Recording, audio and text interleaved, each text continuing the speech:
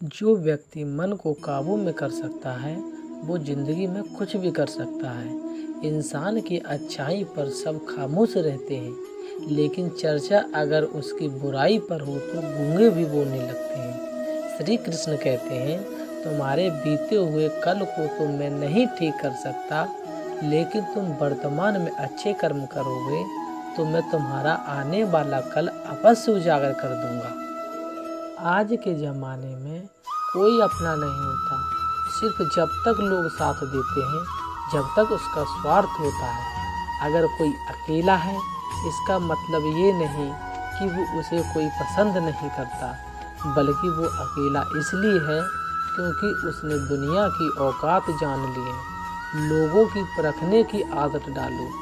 जैसे हर चमकती चीज़ सोना नहीं होती, वैसे ही हर अच्छा दिखने वाला इंसान सच्चा नहीं होता। अकेले रहने का वजह ही अलग है। ना किसी की ज़रूरत, ना किसी से उम्मीद।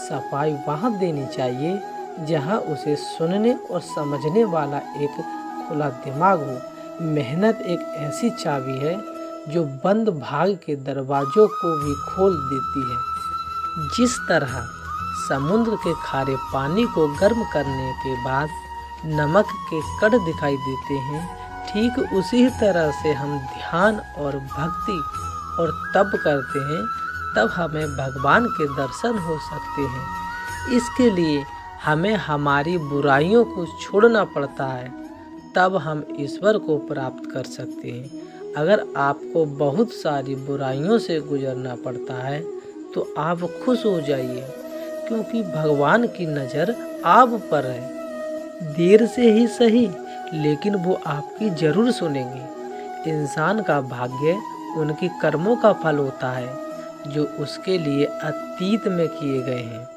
इसी तरह के लोग जो आज कर्म कर रहे हैं वो उनके आने वाले कल का निर्धारण करते हैं।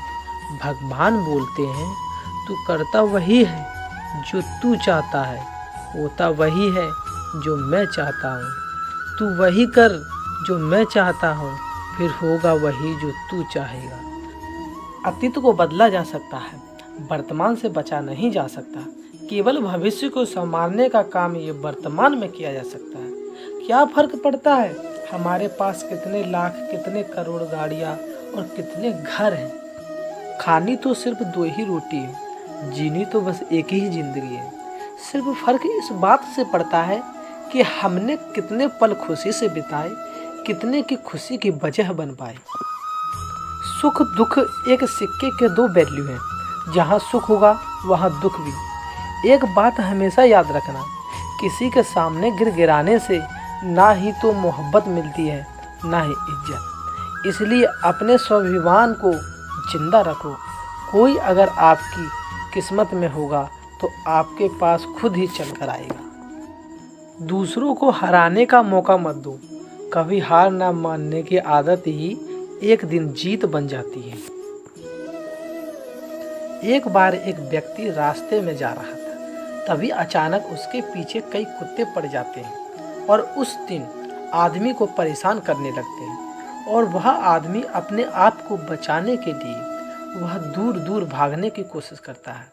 तभी सामने से एक आदमी आकर उस आदमी से कहता है कि तुम इन कुत्तों से ना डरो, तुम जितना इनका डट के सामना करो। और वो आदमी उनका सामना करने के लिए उन कुत्तों को देखता है। कुत्ते की आंखों में आंखें डालकर चिल्लाने लगता है और सभी कुत्ते वहां से भाग जाते हैं। हमारे जीवन में भी ना जितना हम इन कुत्तों से डरेंगे वह उतना ही पीछा हमारा करेंगे। जैसे ही इनका डटकर मुकाबला करेंगे वह भाग जाएंगे। सिर्फ 2 चीज़ें मनुष्य के भाग्य का निर्माण करती हैं। पहला, स्वभाव। अगर आपके स्वभाव में अच्छी विनम्रता और गुण है तो आपका भाग्य ही चमकेगा। अगर आपका स्वभाव क्रोधित है, आलसी है, तो आपका भाग्य बिगड़ना अनिवार्य है। इसलिए अपने स्वभाव को मधुर बनाइए। बोलना तो आदमी 3 साल की उम्र में सीख जाता है, लेकिन कब और कहाँ और कैसे क्या बोलना है ये उसे समझ नहीं आता। जिस दिन ये बोलना आ गया वह और कितना क्या बोलना है, समझ लो उसे सफल होने से कोई नहीं रोक सकता। पिता से बड़ा कोई सलाहकार नहीं, माँ की इच्छाओं से बड़ी कोई दुनिया नहीं, भाई से अच्छा कोई भागीदार नहीं और बहन से बड़ा कोई सुख चिंतक नहीं। इस मतलबी दुनिया से कोई मतलब मत रखो। अगर मतलब रखना ही है तो अपने आप से मतलब रखो।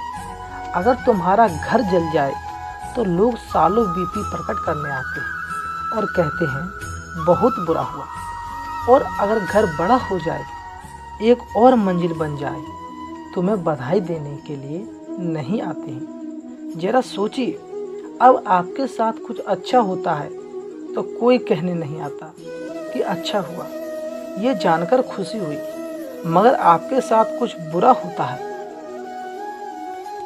जरूर कुछ लोग आकर ये कहेंगे कि सुनकर बुरा लगा, मगर जब वो कहते हैं ये बुरा हुआ तो तुम जान जाओ कि वो सिर्फ मजाक ले रही थी। दुआएं मांगने से किसका भला होता है, मिलता तो वही है जो हमने बोया होता है।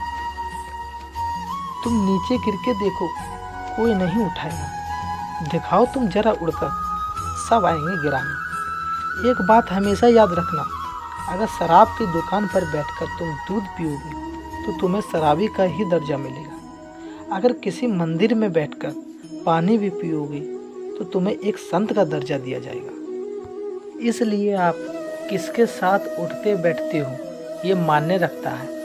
एक इंसान का भगवान पैसे एक शक नहीं हक से होता है। तो मत पूछो फिर कैसे कैसे चमत्कार हो जाता है, जो अब तक नहीं हुआ वो भी हो जाता है। बन के रोशनी वो सारा अंधेरा दूर कर जाता है। जो भीड़ में चलते हैं वो भीड़ में कड़ी खो जाते हैं। जो अकेले चलते हैं इतिहास वही बनाते हैं। इतिहास गवाह है, अकेले चलने वाले के पीछे भीड़ खड़ी होती है। हम आशा करते हैं इस वीडियो में बहुत कुछ सीखने को मिला होगा। हम मिलते हैं अगली वीडियो में। आप अपना ख्याल रखना। जय श्री कृष्णा।